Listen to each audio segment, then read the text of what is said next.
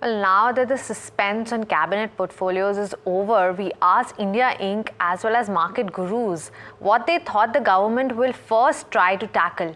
All of them said food inflation. Listen into some of their views. I think inflation, both domestically and globally. My own personal view is that inflation is becoming very sticky, especially towards the last leg of it. So for the US to bring it down below 2, for India to bring it down below 4. I don't see India's inflation below 4 in the next 12 to 18 months, not because of the core inflation, but because food is becoming very sticky.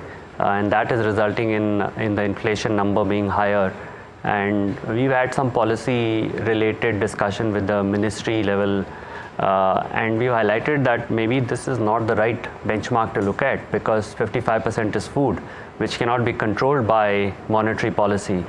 Now it's up to them and Reserve Bank to finally make a call, because if you see WPI has collapsed, literally telling you there's no pricing power, and it has achieved the purpose, which is 275 basis points of rate hike, and you've got the result, but no result with food. And obviously you don't expect food to get impacted by policy decisions, but that's how we are right now. Let's see if there are any changes to that. If not, we'll struggle to bring inflation below 4. So that's how I see higher for longer.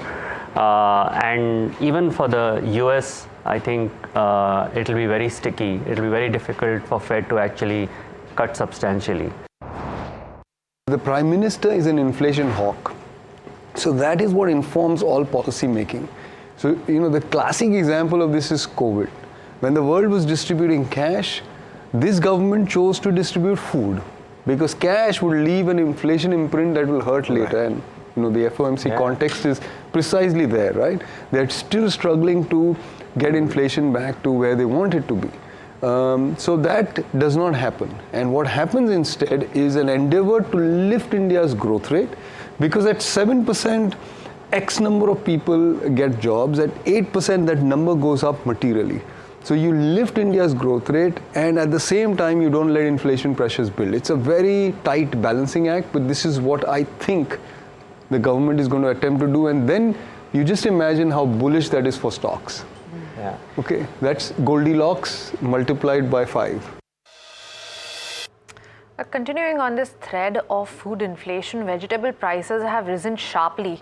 The time is coming for the citizens that there'll be a hole in their pockets with fruits and vegetable prices getting more expensive. Just to give you some examples, 1 kg of cauliflower is available to customers at 100 rupees. Garlic is priced at 400 rupees per kg. Carrot is 80 rupees per kg, and so on and so forth.